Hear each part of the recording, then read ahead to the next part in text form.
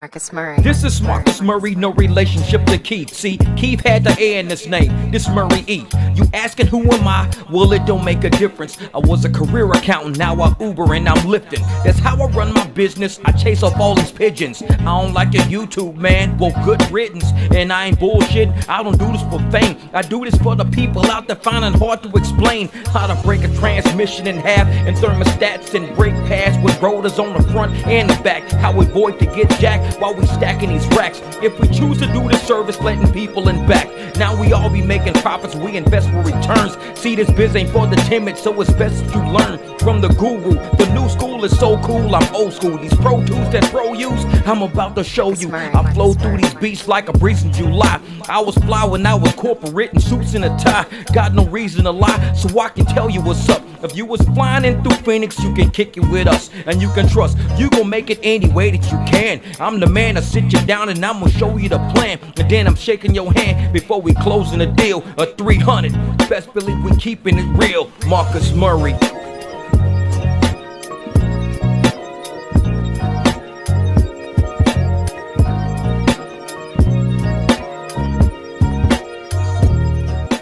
Yeah, just finished putting that transmission back in. I got to get the exhaust back on, but everything's going pretty easy. But I wanted to drop a video. I put a video over on TikTok because I started a little series over there without even realizing I was starting a series.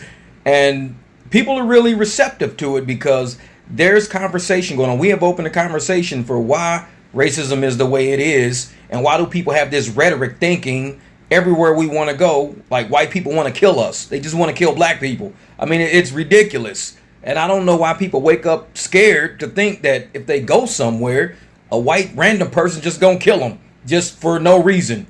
So these are my stories, and this is one of the stories I put on there recently explaining how I just live carefree and why I don't think I'm scared of just like random white people killing me. Been on this planet for 51 years, 365 days, and I've been doing okay. The reason why racism won't end is not because of white people. Trust me on this one. It's because of black people.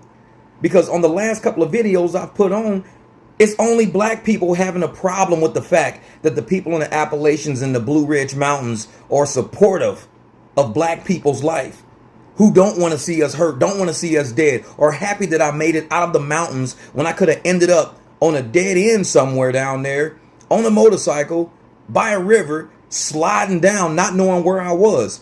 I would have died on that motorcycle that day. But a lot of people took care of me if you saw the last videos. The only people who are upset is black people.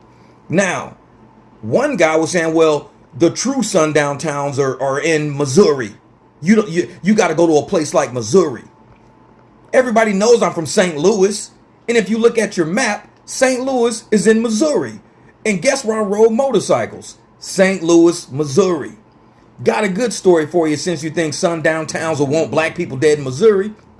Me and my little brother went on a group ride. Yeah, another group ride. But listen to this one. His name's Rusty. He's in St. Louis. So me, Rusty, got with a group of people. It's probably about 35, 40 of us. We doing all the highways. And anybody in Missouri knows when you start going down the highways with letters, you in parts of the country where there are no black people.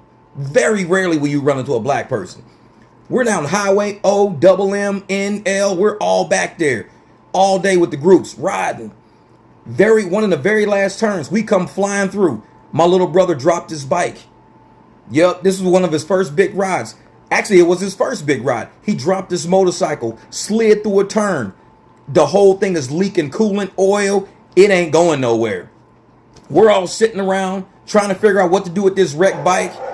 And my little brother was like, well, y'all could just go, man. I'll figure it out. I said, man, I'm not leaving you out here, man. I got you, man. Don't worry about it. As we're all sitting around a bike, a couple of white dudes come driving up with a big old truck, with a big old trailer. They go, hey, man, we'll help you guys. Hey, if you want to throw that bike on the trailer, we live right around the corner here. Let's go before the police get here.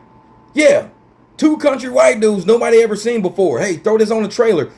So I was like, dude, throw the bike on the trailer. You ain't got no insurance. You ain't got no license. Let's just go with these guys, man. Threw the bike on the trailer.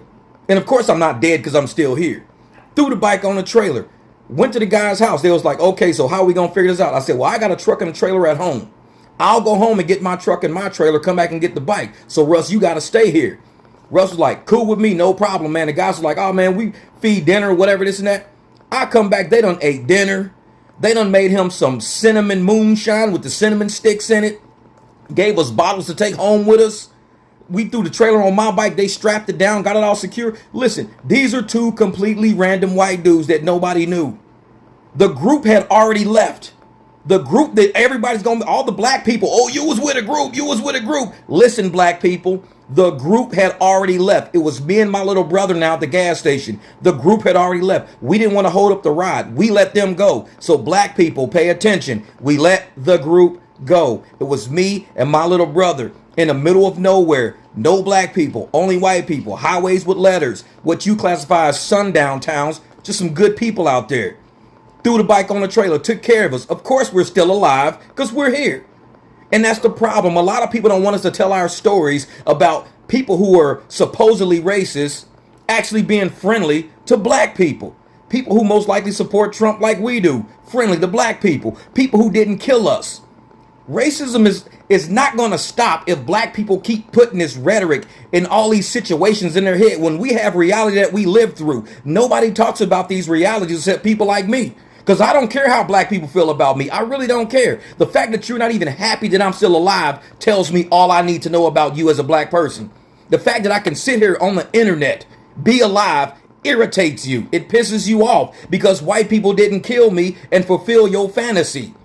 White people out there in the back roads of Missouri did not want to kill me.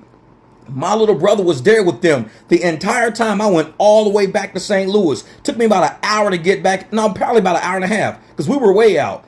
Got my truck, hooked up my trailer. When I got back, it was pitch black, middle of the night by the time I got back out there. We put through his trailer on, strapped everything down, got him back to St. Louis. He's still alive. Now, for all you black people out there that don't believe that even in Missouri, where I'm from, all those little towns have white people that don't want to kill black people.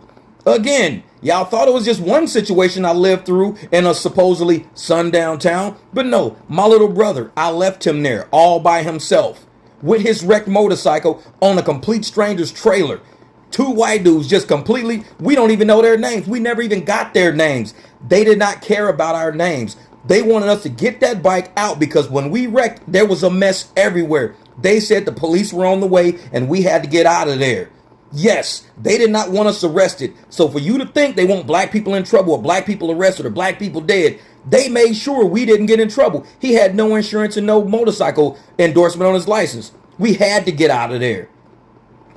Of course, we see wrecks all over the place in black neighborhoods. You don't see black people going, hey man, hurry up, let's go before the police get here. Hey, just let me hook up your car and go. They just ride by and videotape you. Damn, look at that man, dude, and drop this bike. Look at that.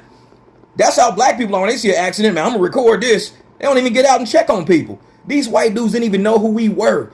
All they did was circle back around and said, man, we got a truck or trailer. We'll get you out of here, man, before the police get here, man. We don't live too far from here. We're just right down the street, man. Cool, let's do it. That was the best idea we could have at that time. We did not think of anything racist. Oh, they trying to kill us. Oh man, they gonna hang us in the back roads of Missouri. We thought these guys cared enough to stop, to turn around, to make sure we was okay. The group had already left, like I said. So don't try to say, oh, it was a group. It was a group. The group had already left already. We're so far out, the police, they would have came eventually, but we're so far out, the police would have to come out there and check on us. Now here we are, 2024, still alive. Nobody killed us. And for you in the comments talking about, well, you got to go to places like Missouri. That's where sundown towns really are. Dude, been there, done that. And I'm still alive. What are you talking about? White people don't want to kill us. Trump 2024. Get out of here with that. It's for all you delivery drivers out there getting tip baited right here. Walk in the place, about to pick up this order. Chinese brick and mortar, $9 and a quarter. Line getting shorter, pick up for Jeff. 2 order demi sound, but no egg rolls wrap. So I step to the left, text message the chick. I got half of your shit, so you get what you get. She said I'm pulling your tip. I said I'm leaving your food. You act like it's my fault, but I ain't in the mood. Wouldn't like it was rude. I'm just keeping it real. This fried rice smell good with a nice ass deal. So I canceled the lady. Ain't about to get me tip baited. Passed the cash for the bag. Sat there and ate it. Waited too long, and these apps ain't paying. Better praying to a driver, cause I ain't playing, I'm getting money.